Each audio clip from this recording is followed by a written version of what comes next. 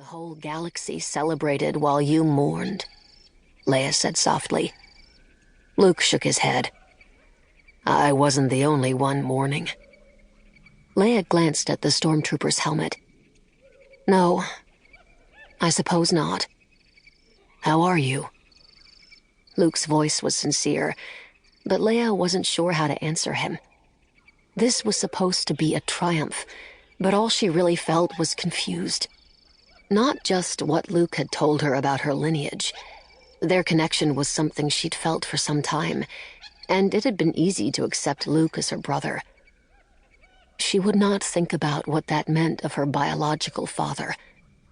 No, it wasn't just that. It's the Force, isn't it? Luke asked.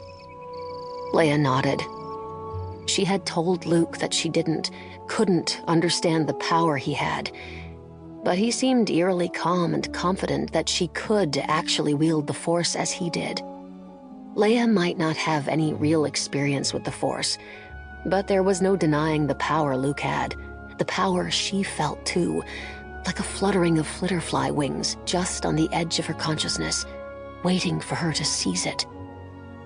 He told me to tell you, Luke started, but Leia's head whipped up, eyes fierce as she glared at him.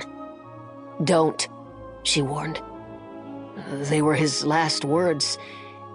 He wanted me to tell you, I don't care. He was good, Luke insisted. There was still good in him.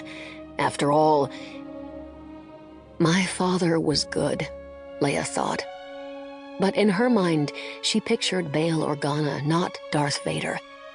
Thinking of Bail made her think of Bria, her mother, of her home, of everything she had lost. When she had spoken to Luke earlier this night, Leia had told him that she remembered the mother they shared, their birth mother. It had been vague images, feelings really, nothing more. But she did have a memory of love, of closeness, of things she could not describe. It was impossible to put her feelings into words, but there was no denying their truth. It felt like a connection, a bond made of light. Yet Luke, who was a Jedi Knight, strong in the Force, had no memory of the woman who had birthed them both. Did he have memories of their father? Was that why he was so capable of forgiving the monster that was Darth Vader? They had been separated at birth, not just from each other, but from their biological parents. Maybe Leia had a connection with their mother, and Luke had a connection with their father. Leia bit back a bitter laugh. Perhaps it wasn't as deep as that. Perhaps it was merely that Luke had never been tortured by their biological father the way she had. What happens next? Luke asked. Leia looked at him. Since becoming a Jedi Knight, he had always seemed so calm, so sure of his direction. He wasn't sure now. His eyes searched hers.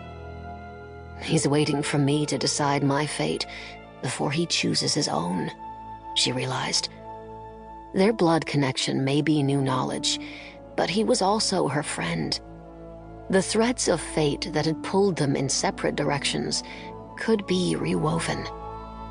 Beyond Luke, in the shadows, Leia saw the outline of someone else. Han was backlit by a lingering torch, but she recognized his shoulders, his stance. Cocky, even when no one was looking. When his eyes settled on her, he strode directly toward her, his feet loud on the rickety boards of the walkway between the treetop dwellings. Leia had no idea what would happen tomorrow, or the next day, or the next. But as she left Luke in the shadows and met Han on the bridge, she knew exactly what would happen tonight. Chapter 1. Han. 2 days later. It's not over yet. That's what Han had told the rebel pathfinders after he'd left the Imperial base they'd uncovered on the other side of Endor. While the Death Star had been constructed in orbit around the forest moon, a separate communications base had been built on the surface, undamaged in the aftermath of the Death Star's destruction.